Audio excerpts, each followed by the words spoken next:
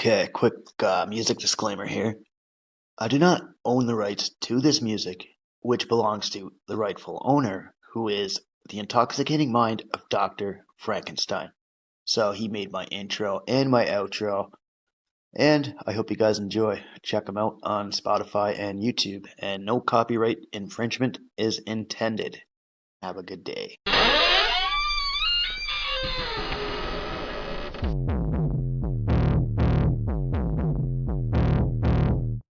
A clear choice of good versus evil, of right versus wrong.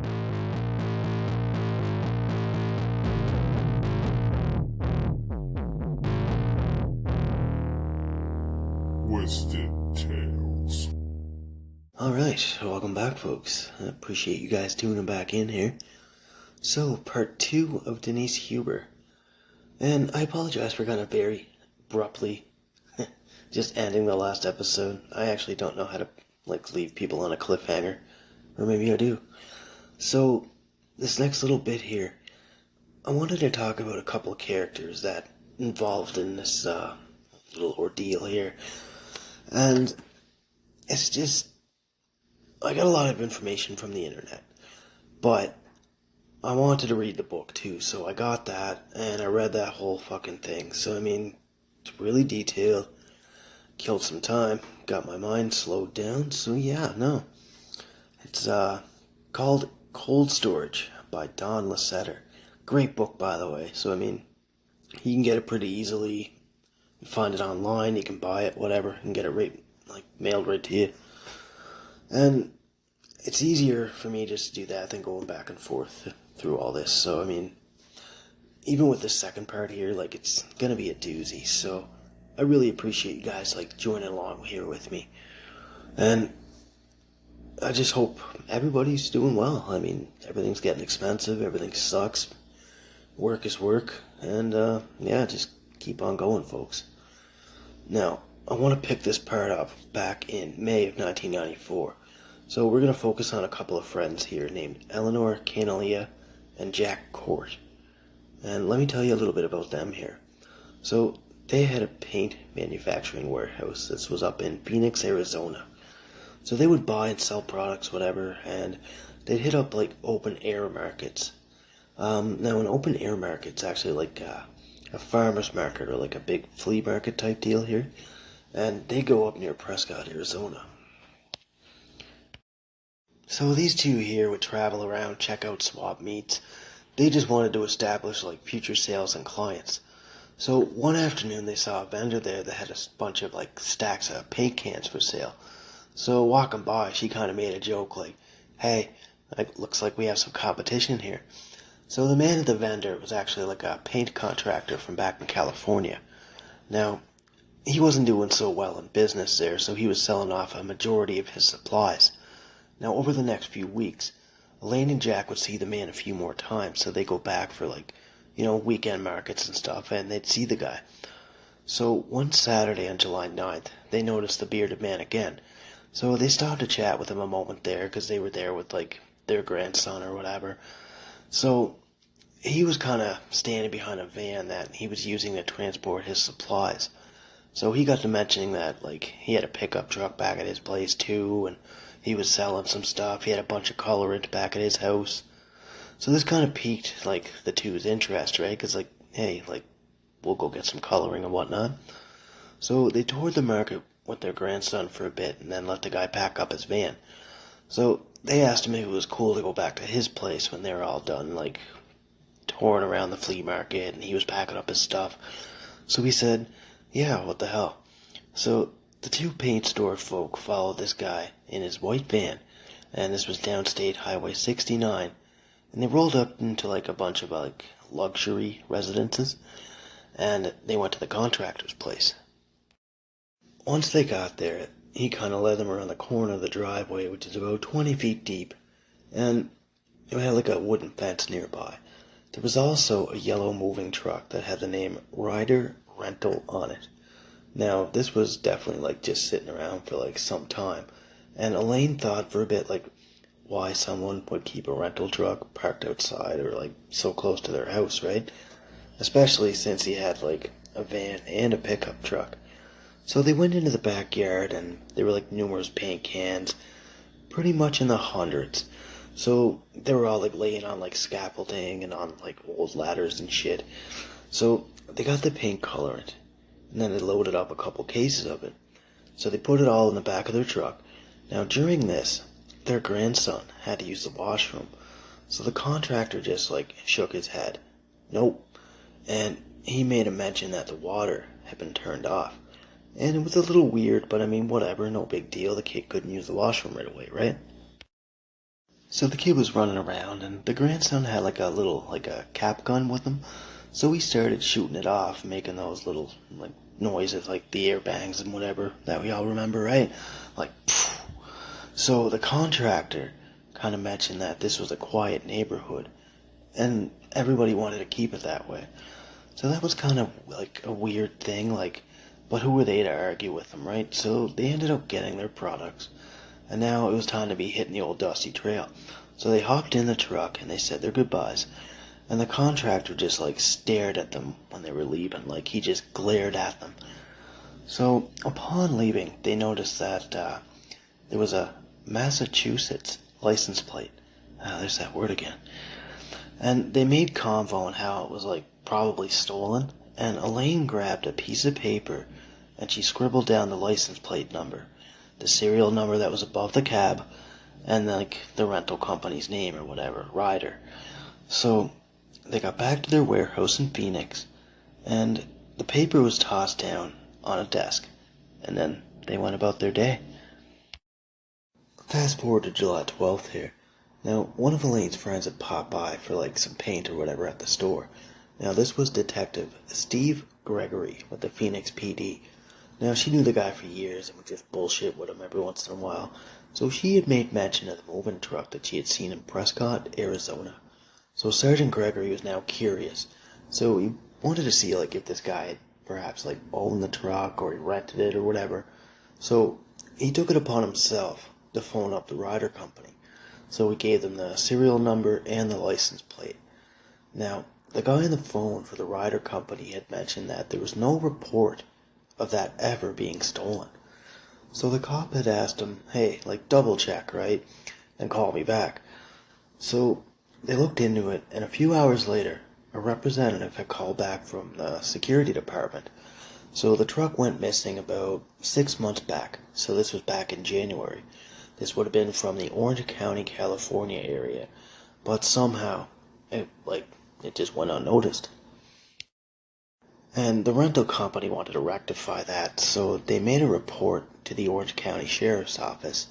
So they gave them the info that was given to them by like Sergeant Gregory, whatnot. And Detective Gregory kind of like was thinking quick, so he got the VIN number for the vehicle.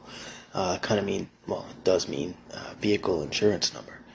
So Sergeant Gregory had got on the horn, and he called the Yavapai County Sheriff's Office. So he passed on the tip, and he told them about the moving truck. So this here had Massachusetts plates, 486595. And there's that word again. So fast forward here to Wednesday morning. This would have been July 15th. Now, a deputy by the name of Joe DiGiacomo, hope I said that right. So he just received a dispatch to go check on the vehicle that was reported.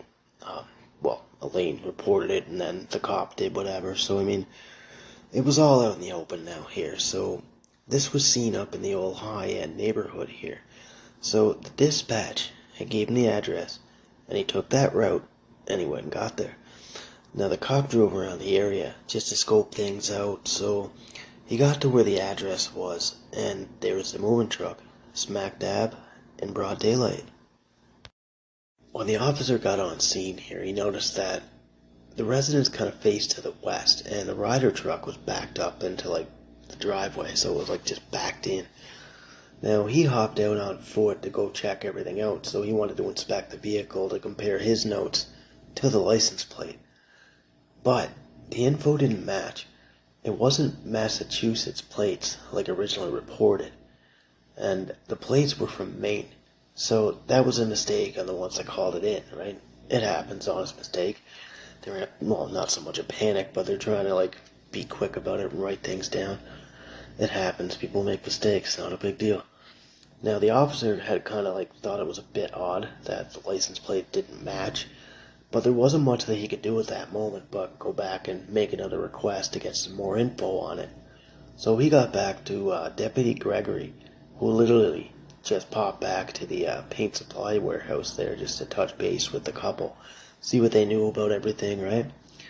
So from that location there where the truck was located, they got back to him that it had been stolen and that the Ryder Company wanted to go ahead and press charges.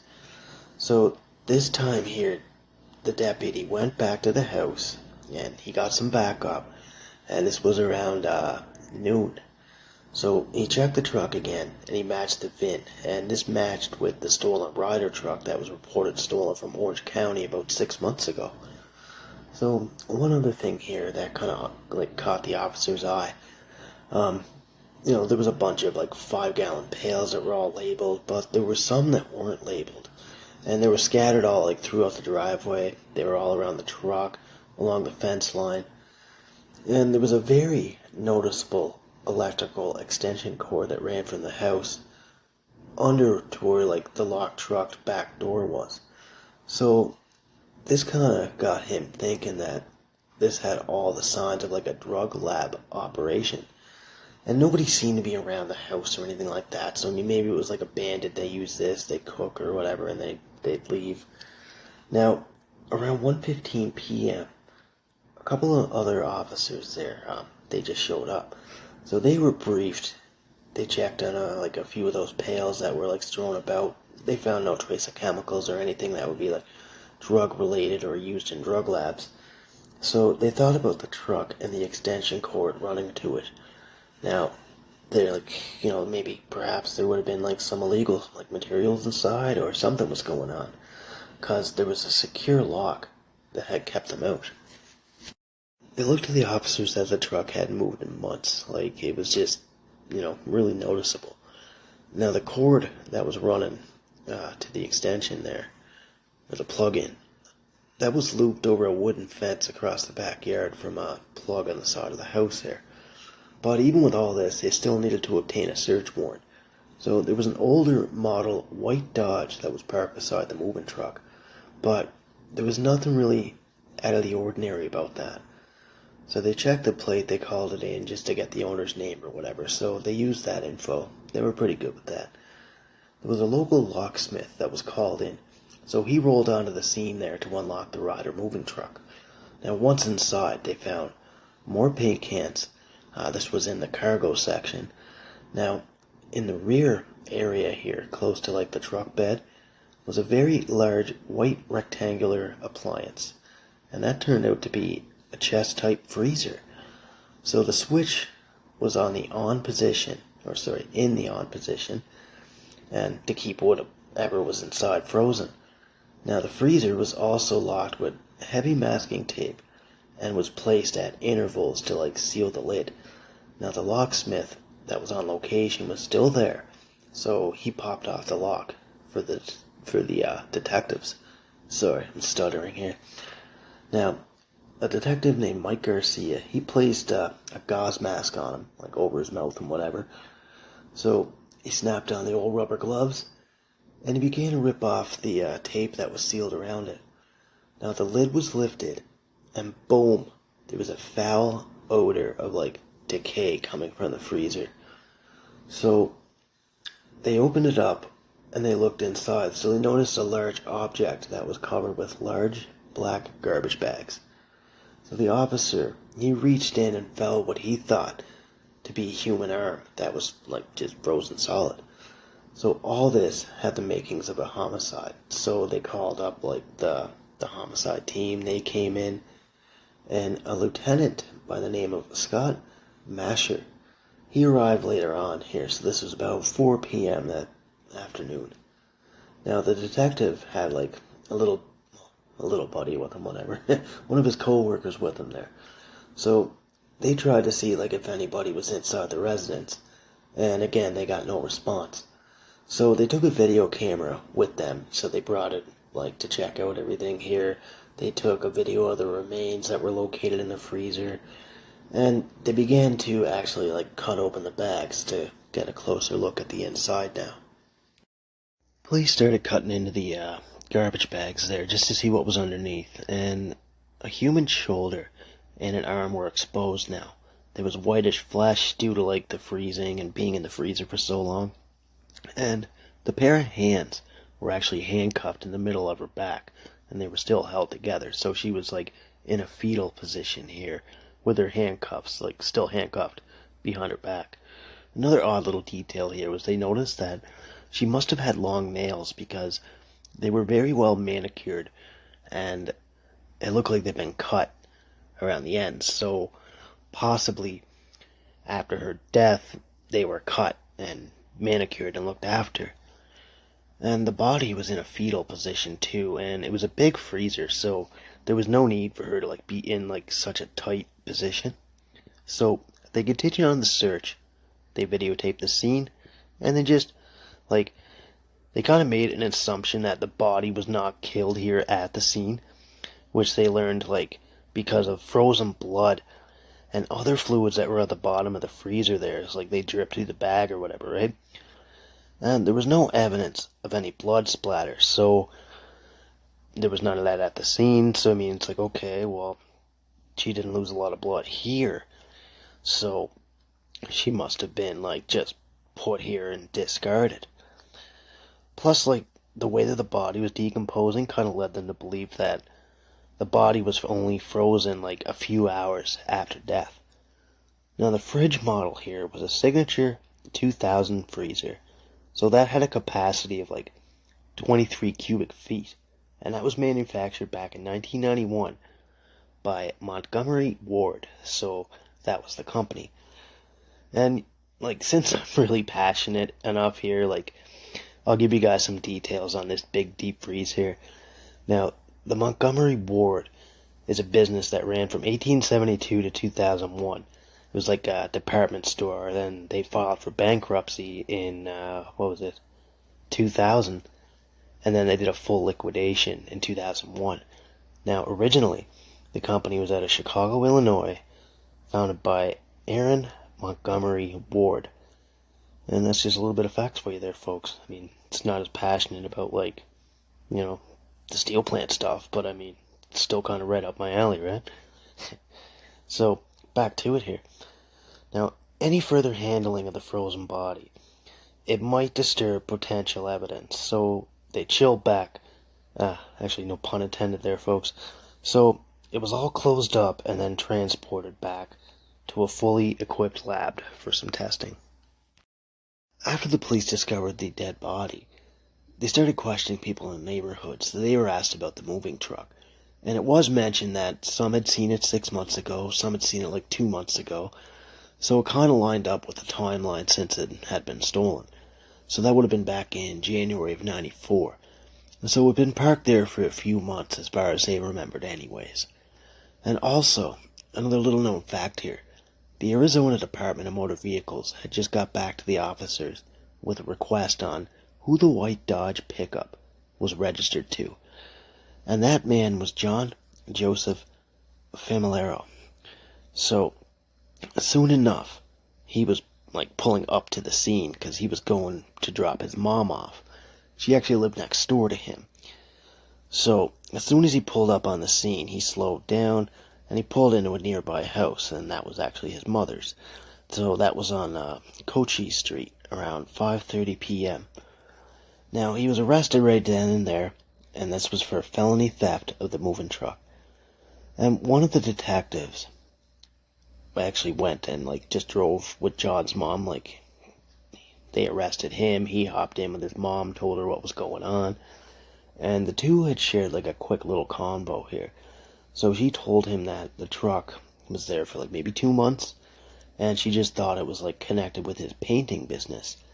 She had no idea about like the deep freeze that he purchased it or anything, but she kind of mentioned that like the way that the extension cord was ran from the residence to the truck, was because he ran out of power. So he was using that to, like, fucking connect the fridge and everything so he'd have food.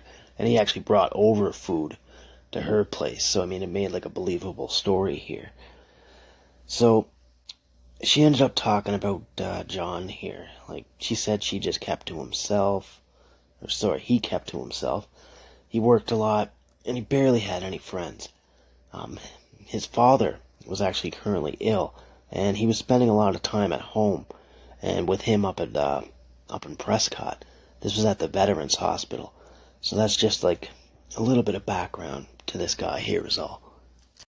With John now in police custody, there was mention that somebody had saw a set of car keys back at the crime scene. So just for shits, they had asked him about the car keys.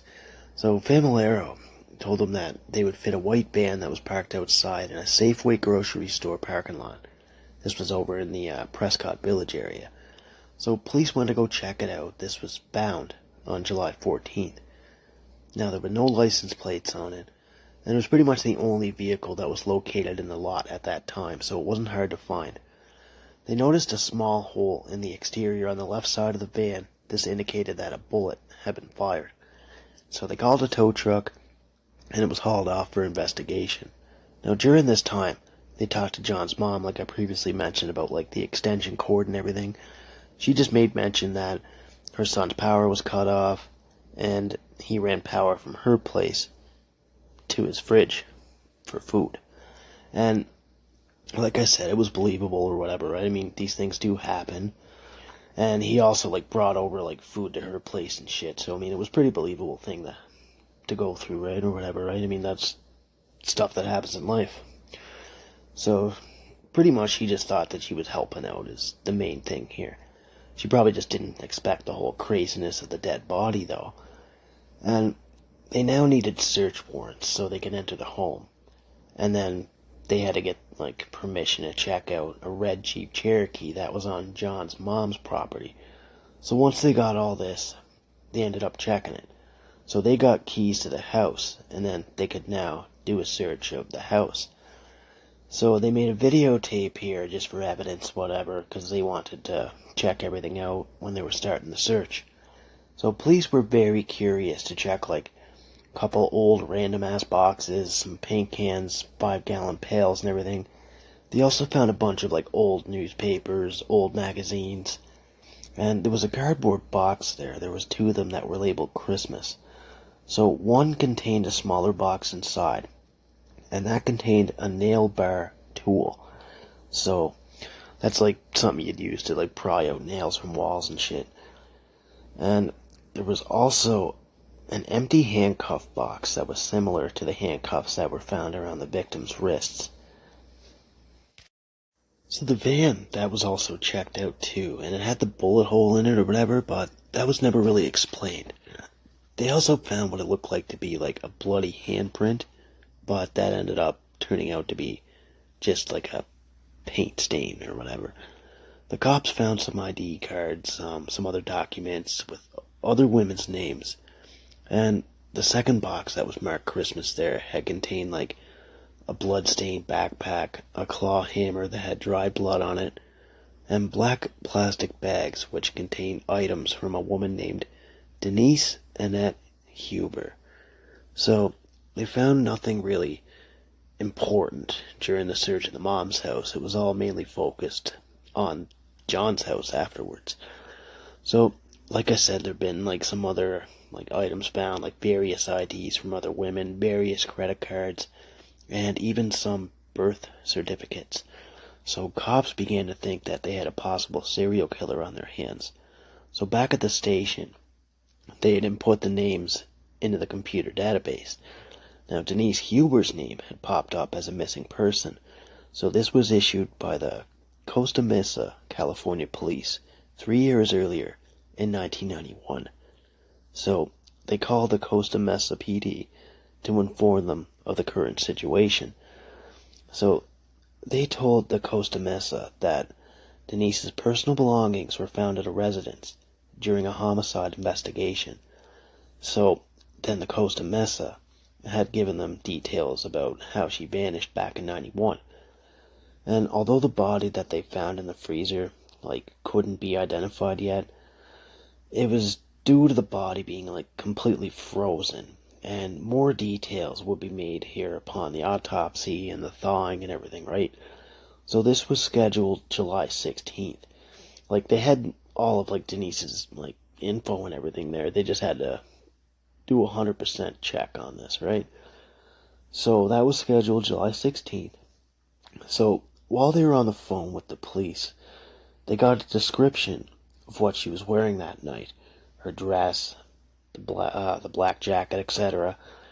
So they grabbed those 2 boxes that were marked Christmas, and they renamed the boxes 212 and 213. So there was a driver's license that belonged to Denise, credit cards in her name, a checkbook, a Hawaii key ring. This had Honda keys on it. So obviously her Honda or whatever, those were her keys. A black dress, black blouse, the West pumps, and those actually appeared to have blood splatter on them. The nail puller there, the claw hammer as previously mentioned, so these were a few of the items that they found in that. And by now, they figured that they had enough evidence to confirm the name of the victim by the items that they retrieved from the crime scene. But the autopsy would definitely confirm it all, So this soon began, and since the body was still thawing, this made it harder to look at. So hair dryers were used to help kind of thaw it up, loosen up the bags or whatever like that. So all these bags were wrapped around her face. They found gray tape fastened over her lip area, and this went right up to her eyes, so it was all wrapped around her. So this was slowly slipping down due to decomposition. The heart pendant that was around her neck, there was one dislodged earring. On the right finger there was a yellow metal ring with a green stone. The left finger was a metal ring with a dolphin shape. The left ear was a clasped hoop earring, and the right ear there was no earring. There was many injuries that were done to her body as well. The head had been severely damaged with such injuries as a large gaping laceration over the scalp above the left eye, which extended to the left hairline.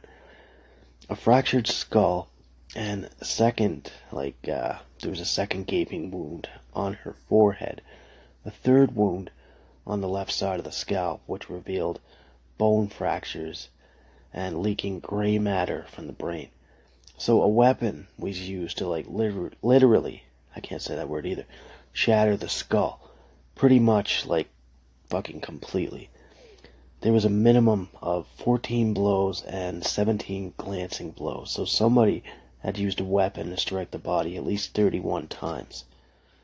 Now, they opened up the fingerprint kit, and they had a small little roller, so they inked it, they covered the female's fingerprints, they got the impressions, and they waited one more, if they would have waited one more day, they wouldn't have been able to get these prints due to the skin slippage and decomposition and everything. So there was nothing unusual about the internal organs or anything like that. And they matched the fingerprint to the one that was on Denise Huber's driver's license, and it had been a perfect match. So the mystery of what happened to Denise 3 years ago had finally been solved. But now, they had to notify the victim's family, which is never an easy task to do. So the parents, Lone and Dennis, were notified, and they were advised that they had evidence that would help convict her killer. They told her everything that went down. And after a few moments of silence there, this was Dennis Huber that was on the phone. He asked if she was viewable, and then they advised them not to do that, and the Hubers would never see the body of their daughter. And that right there, folks, that would be totally horrendous, to see, the everything, the frozen body, the face, all the fractures. No, it'd just be way too much. So, I think as horrible as it is for them not to see her, to see her in that like whole ordeal, nah, that would have like scarred them for life more so than this whole friggin' thing did, right? Police also did a reconstruction of Denise's skull, so that was remade during all this. So they took some time to do that and put everything like in place with glue. So this whole process had just displayed like a crazy amount of violence to poor Denise. Now the blows were mostly repetitive and to the same area. So they found small particles of plastic embedded into her skull. So this indicated that her head had been smashed with so much force that the plastic bags that were wrapped around her head, they like were embedded into her skull. That's fucking crazy. So blunt force trauma was Denise's cause of death. Now they found like the white plastic bags in the Christmas boxes that had matched the ones that were wrapped around her head, and her wounds were consistent with the shape of a claw hammer that was found. So now they had to piece together like John's involvement on this, just because like I don't know, all her stuff was found at his place, and all her personal belongings were also found there, but they still needed proof of his involvement, right? And now, just a little bit, like, before some details here could be released to the media and everything, it was all over the TV when this hit. Like, it was printed in newspapers. Rob Calvert, the guy that she went to the concert with, police had questioned him over this. Like, some people thought that he did it too. So, he received a phone call about Denise, and he was told to check out the newspapers, because they printed a whole bunch of stuff about this. And I bet he was just relieved, like, because he was the last person to see her alive, so, I mean, I'm pretty sure that he was suspected as a suspect there at one point, right? Because they questioned him and everything, too. And Tammy Brown, Denise's best friend, so they had heard that they found remains of a young woman's body on a radio report, but they didn't catch the girl's name. So she checked her phone, and then seen some messages on her phone, some missed calls. So she called her boyfriend and heard the news of Denise's body finally being found. And the search that was done there on John's house, they had found a few more things to add into the investigation here too. They found a blood-stained tarp, so that was like rolled up. There was blood-stained t-shirt inside that. They found like keys to the handcuffs that were around Denise's wrists. The key to the deep freeze was found in the rental truck. The handcuff key was located in a desk drawer, and a roll of duct tape actually matched the duct tape that was on Denise. They also found a purchase for the deep freeze receipt. So that was purchased on July 10th, 1991, a week after her disappearance, and then was delivered the very next day. With the news now out, there were numerous issues of the paper from the Orange County Register concerning Denise's disappearance. Videotapes were found that contained like news videos and reports of Denise's disappearance. These were found at the house too. There was a show from Inside Edition that was also found because they did an episode on her.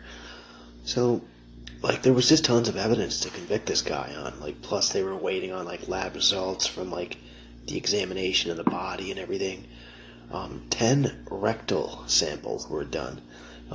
These were taken from Denise's body to isolate and detect any sperm that might be present on the swabs. But they couldn't get, like, really good results from the decomposition and everything, because that set in. And it was just, they tried to get everything that they could from the autopsy. And soon a trial would start here. So there was a couple of delays on it and everything, but like defense wanted to show like that Denise was not forcibly abducted. So the defense called the two cops from the Costa Mesa PD. So this was Thomas Cote, Coute, and Burton Center. So they had examined the area around the car. So they testified that there was no like drag marks, no blood, no signs of a struggle in or around the car. No trace of blood was found in John's white pickup there. And they also checked, like, his house for everything too. A newspaper delivery driver there had testified as well. Now, her name was Cynthia Brown. So she mentioned that she saw a blue Honda with flashing emergency lights that was parked on the shoulder of the freeway when she went to go pick up newspapers at around 2:25 a.m. on June 3rd, 1991. And she saw no one around the vehicle or nobody walking in that area or nobody using any emergency call boxes. So they made mention of some drywall here too that was found at a warehouse that he had used and kind of lived at there. So this had possible blood evidence on it from a possible cleanup by John. And the blood evidence here, that was actually positive. So they removed like some of the drywall there, some of the wood framing, and when they did that, they discovered an area of blood, like with a thick, deep, like maroon color. So they sent that off, and it kind of looked that this was where he had killed her, was at this warehouse, because that was a big pile of blood. And this was located up in Laguna Hills. And during court, they looked into this guy's background a little bit here. Some described him as fun, intelligent, nice, respectful, and very considerate. But they also mentioned that he had like a secretive, manipulative, like side to him, like he was really smooth talking. He would often have mood swings from time to time. He had high energy, but could also become withdrawn and depressed. Now, a week before Denise's murder, he had made a 42-minute phone call to a hotline help center in Orange County. Now, the helpline there helps people with like depression and thoughts of suicide. So, go back here to the summer of '92 here. So this was talked about. Now, he moved to Arizona here, mostly because his dad was sick and hospitalized there.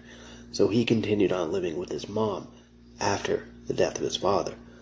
Now, this was up until his arrest for the charged offenses here, and then he was arrested in Arizona. And I just want to go in there, I guess I have to go into a little bit of detail about John Boy here.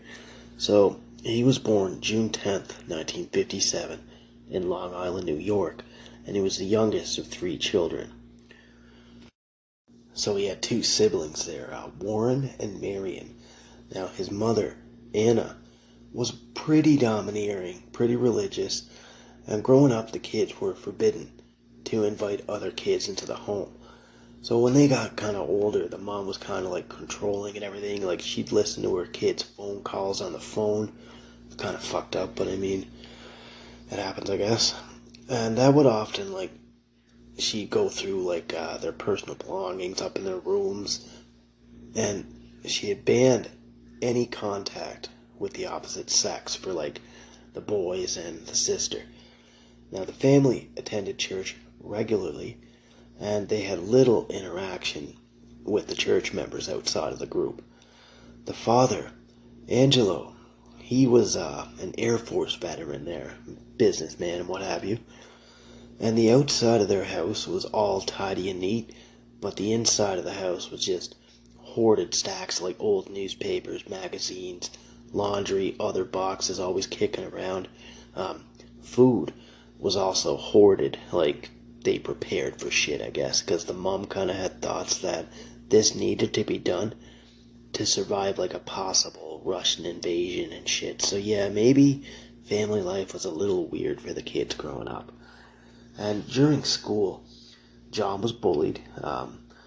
He was nicknamed Femalaro, just for being like so meek. He was a loner, but he was never violent as a child.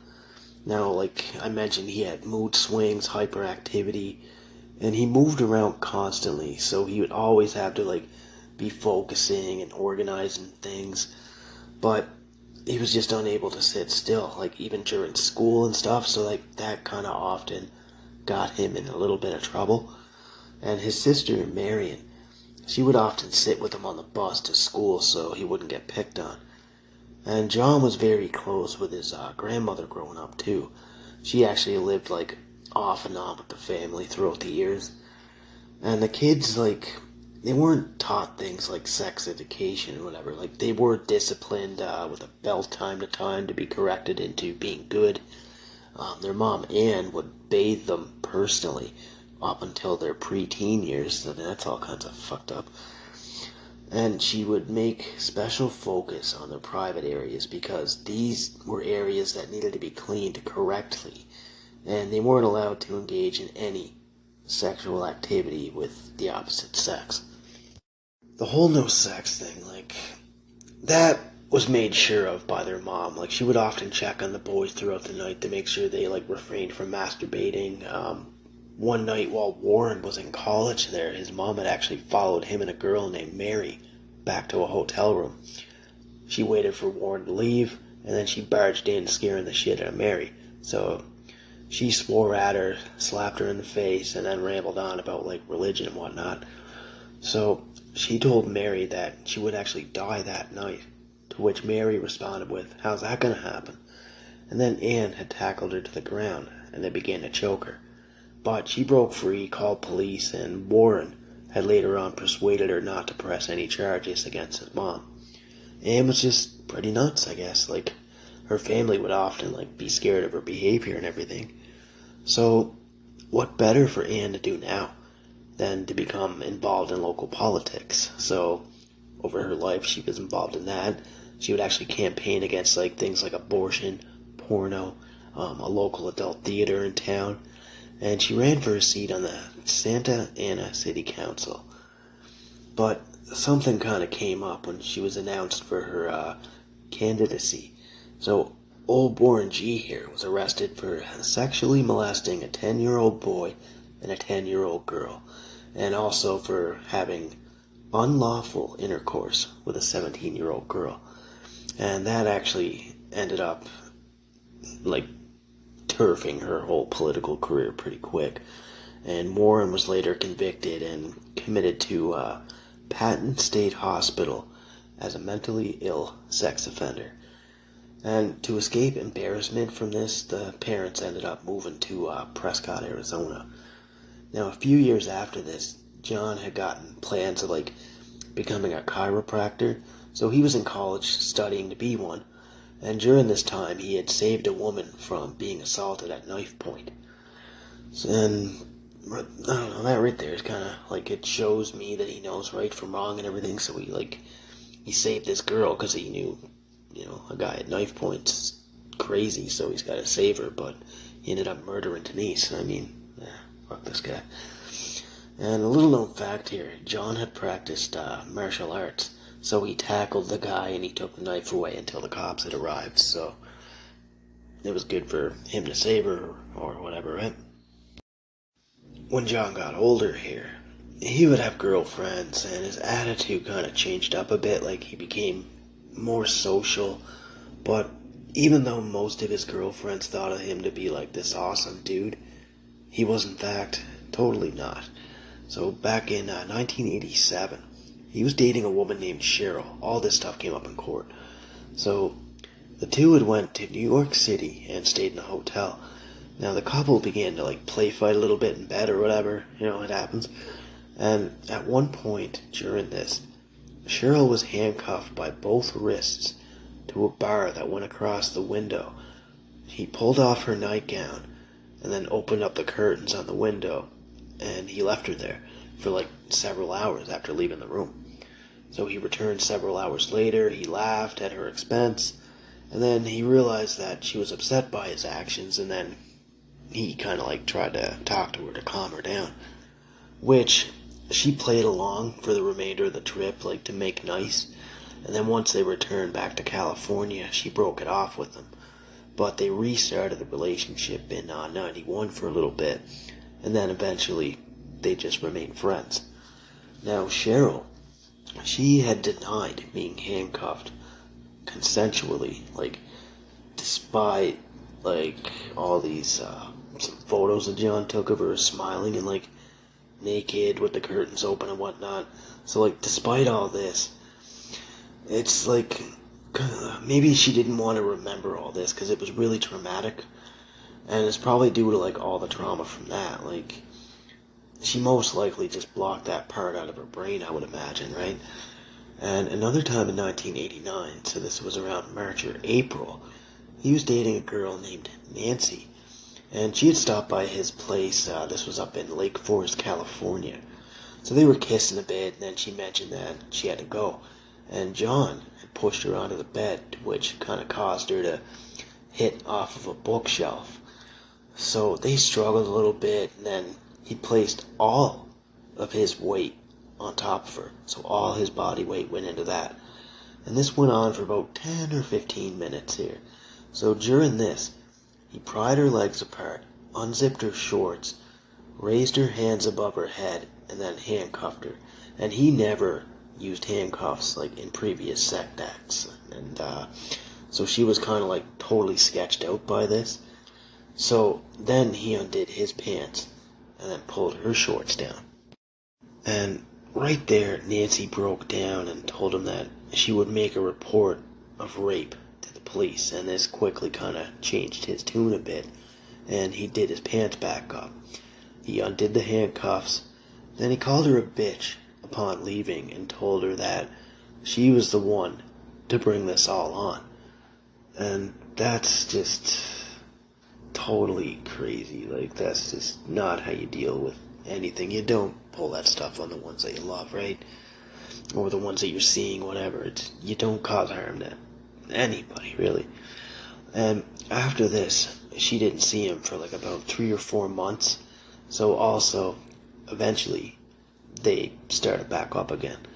And he just played off the whole thing by like telling her it was just like a mature sex game that she didn't understand. So he was pretty manipulative too.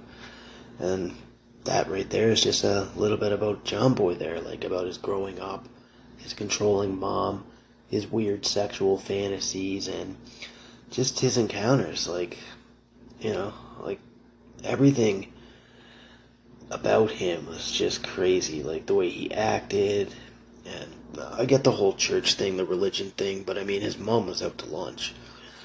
So, I don't know, it's just, I wanted to give you guys a little bit of info on that. So, back to Denise's disappearance here. So all these little stories were, like, told about him during all this trial. So, like, 20 witnesses, there were classmates, defendants, and, like, co-workers and everything there. So they provided a huge chunk about details of his life. So they told him, like, people that knew him, like, when he was growing up, during his school years, his, like, college years and shit, or whatever. So, I mean, all of this played a big factor in everything. So during the trial, Denise's own parents had testified, like, that their lives were turned upside down by this. And that right there, like, I don't disagree with at all. Like, it's such a horrible tragedy that went down. Like, so they mentioned, quote, words alone could not adequately describe the 3 years of not knowing or the grief after learning she was dead. Now, Dennis had endured like a sick feeling that honestly never left him, he said. But they never gave up hope. Like, you have to have that to keep you going upon, like, everything that's going on. And even though, like, news of her death came out, all they got was closure. So they could now go on with their life. And then, like, it doesn't, I don't know, like, it kind of affects everything there. Like, it doesn't change anything. Like, they still miss her very terribly and everything, right? So, it's back to it here. The California Supreme Court had sentenced John to death. Now, this was all for his crime of, like, the 1991 kidnapping, the sexual assault, the bludgeoning death of 23-year-old Denise Huber. And it actually took them less than 3 hours to reach this verdict. Everything had been looked through over court. Like, there was a court justice here through one of all this, Justice Ming Chin. So he looked at, like, his previous assaults that were similar to the ones that he was charged with. So he seen him as a sexual predator. Now, September 15th, 1997, John Familaro was sentenced to death and he's still currently sitting on death row. And I found it, like, kind of weird, like, throughout this case here, like, that he kept everything. Like, he didn't even try to hide anything or dispose of any of the evidence at all. But this is what got the ball rolling. Like, people noticed this shit. Like, it was just out of the ordinary things. So, they just got in touch with the right people. A scumbag is now locked up, and a family now has closure. And it's just a very terrible tale. Like, Denise didn't need to die at the hands of this guy. She definitely made the world a brighter place, that's for sure. Even though this place can often, like, be filled with such gloom and fucking sorrow and everything else. But John sits in San Quentin, so he's condemned to death in a manner prescribed by law. So also here in 97, Lone and Dennis had sold their house in North Dakota, and they ended up moving back to Orange County. A couple of things here. The funeral for Denise Huber of Newport Beach. This took place at the First Reformed Church in Harried, South Dakota. So around 225 family members and friends had filled up the church. They attended her service, and all of this was just, everybody had so much sorrow and everything, right? It was just a lot of closure for a lot of folks too. And at Denise's mom's request, dozens of colored balloons were released into the air for her honor. So that's just awesome right there. I'm really glad that happened. Like, at least they got some closure and everything, right? Like, that rarely happens in, like, some of these cases that I do. As some of the killers either, like, keep things to themselves, like this guy tried to do, right? But it all got found out. Like, what's done in the dark will be brought to the light, right? Or, like, some killers don't disclose where the body is, things like that. It's just a fucking terrible tragedy, right? Sadly, people will just move on with their lives. I mean, that's all you can really do. I mean, I get it. And I feel for you guys. Like, it's crazy. It's not easy to have, like, anybody go missing or have a friend pass away or whatever, family member, even that. Like, it's happened to all of us. We've all had friends die, like suicide, or like family members pass away, even pets. Like, no death or like anything is easy in life. So, yeah. Anyway, here, I think that's all I got for you guys here. I think I pretty much covered all the bases on this case.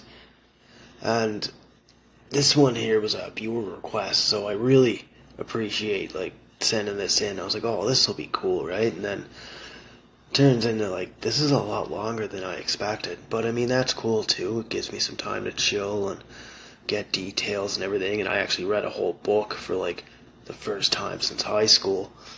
So, yeah, I just tried to make this as detailed as I could for you guys. So, this is another episode I have for you guys. I really hope you guys enjoyed. So, Denise's parents, they had her headstone there. This was inscribed, and it read that you will always be loved. And honestly, that couldn't be farther from the truth. Like, everybody loves her, everybody misses her. So good on them for like keeping everything up too, like making sure the media was always kept up. They had that huge banner that was around the apartment buildings and everything, so it was always fresh in the media about Denise. So, like, people would be like, oh, you know, get home from work, have some supper, and see it on the news, or they'd see the big banner or whatever, right? So they just never stopped, and I'm pretty sure that's what kept them going through all this too. Like, they needed to have hope, which they did have, but after they found everything else out, what else do you got from there, right? Closure. That's it. That's all. Well, I guess that's all I got for you guys here. So, thank you very much for tuning back into Twisted Tales, folks. I'll toss another trailer on here for one of my friends' podcasts. I'll actually post some links to the stuff that I listen to. There's the Eye Opener Society. There's Mortal Musings. Ouch, Was That a Ghost? The Josh and Polly Show. There's the Brum Plugs podcast. There's a lot. There's movies by Doug. It's all a pretty tight-knit little community here, man. Like, everybody lifts everybody else up, and yeah, like, the Bell Witch podcast is another one there that's good. So, yeah, if you guys want to check anything out, I'll have some links in my episode description here where I put the sources for my case too. So, thank you very much for tuning back into Twisted Tales, folks. Have a wonderful fucking night. Lads, do you enjoy getting traumatized on a weekly basis? Well, neither does my co-host Neil. People call me a victim more than a co-host. Anyway, welcome to the Mortal Musings podcast. I'm your host, Megan. Each week, we dive into some truly dark and disturbing cases. Do you ever find yourself listening to these horrific tales and saying to yourself, Huh? No. Huh? What the actual Why? Why did he do that? Solved it, mate. There's no need for that. They're just acting the Our episodes include cases of serial killers, the story of a socialite that was held captive for 25 years, prison riots, wrongful executions, and scandals in the death industry. At the end of each episode, we throw in a tale of oddity. Anything from medical mishaps to the real-life Weekend at Bernie's or Mike the Headless Chicken. New episodes every Wednesday. Available wherever you get your podcasts. And remember, here at the Mortal Musings podcast, we like to take the cases seriously, but not ourselves.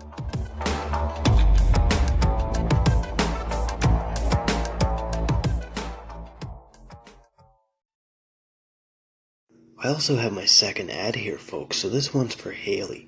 So she's a certified life coach and developing medium for her company, Downstream Energy Coaching and Mediumship.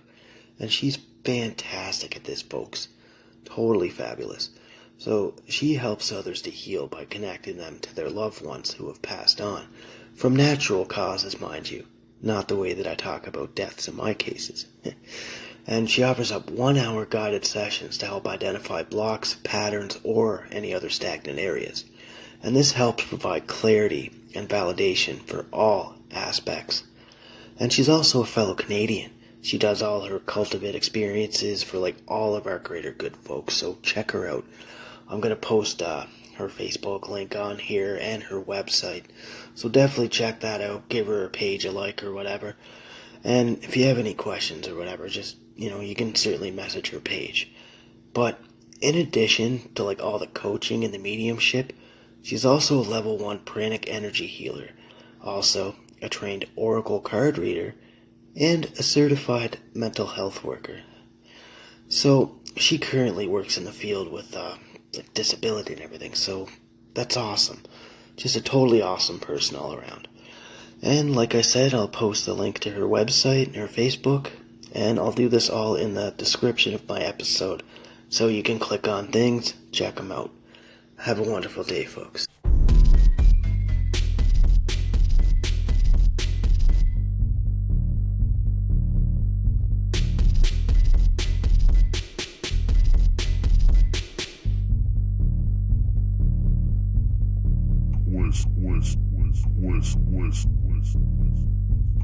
Twisted Tales.